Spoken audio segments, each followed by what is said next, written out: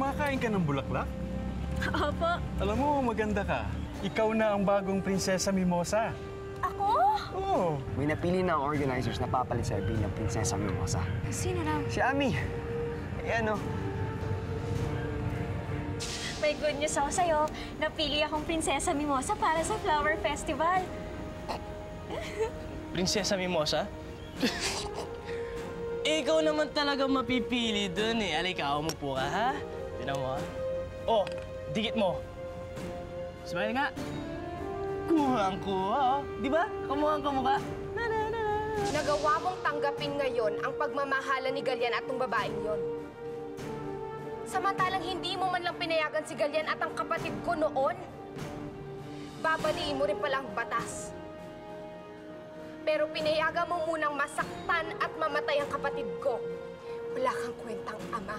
Parang nakita ko na tong babaeng to. Oo nga naman. Sa dami ng mga pangyayari, nakalimutan kong sabihin sa'yo ang tungkol kay Carmela. Carmela? Carmela pangalan niya? Magkakilala kami. Hindi lang kayo magkakilala, anak. Nagmamahalan kayo. Bakit? Wala, naisip ko lang na yung taong dapat tutulungan ko para mahanap na yung pamilya niya hindi niya maalala kung sino siya. Basta ako, nahanap ko na yung mamahalin ko habang buhay. Ate, aminin mo na, in love ka kay Galian, no? Boyfriend mo na siya, no? Oo na nga. At least, masaya ka na ulit ngayon pagkatapos na nangyari kay Alvaro. Alvaro? Alvaro! Alvaro! Alvaro!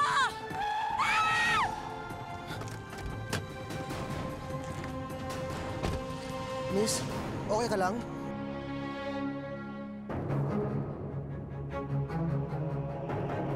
Alvaro?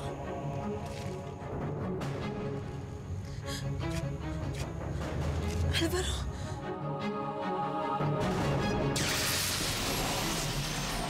Ngayong gabi sa Zydo.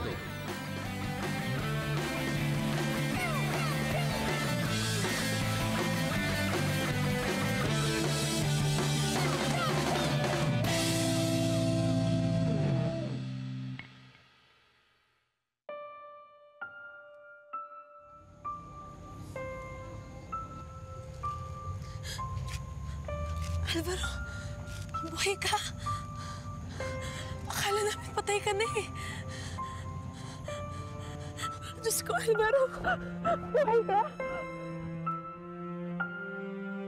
Para sa pinakamagandang babae sa balat ng lupa. Ano bang tinitingin-tingin mo dyan? Carmela, mahal kita. Mahal din kita.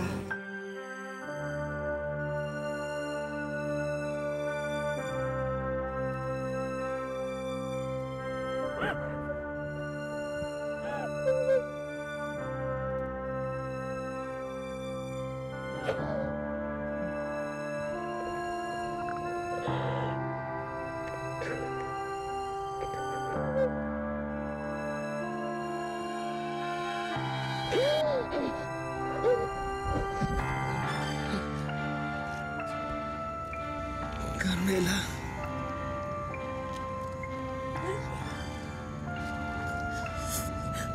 Carmela.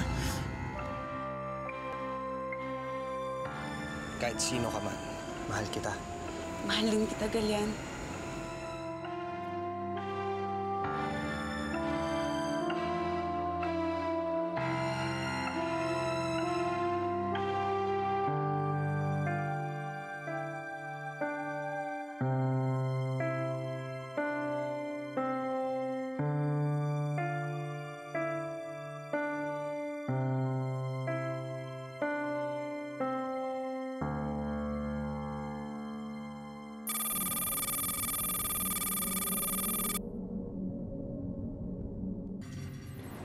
May umalis pong spacecraft sa Port Bay.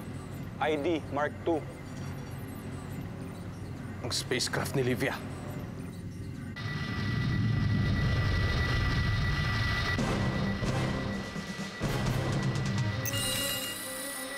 Umalis siya ng without clearance, sir.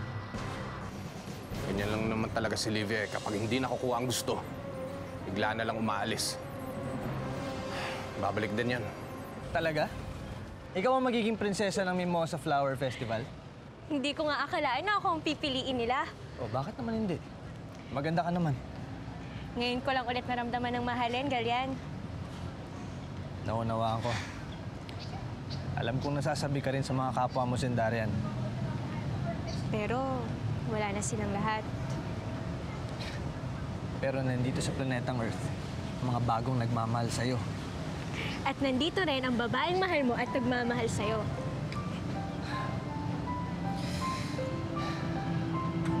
Ang planetang Earth na nga ang may tuturing nating bagong tahanan.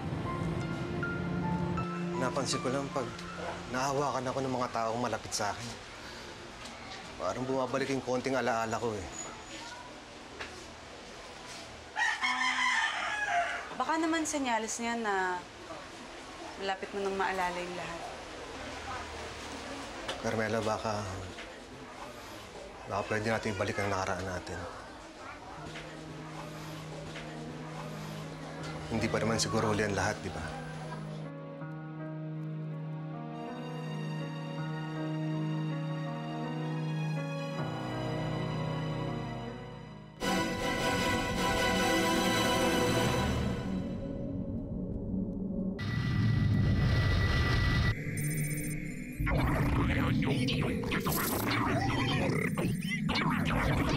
Nilulusob tayo ng Galactic Force. Paganahin ng deflector shield. Ngayon din!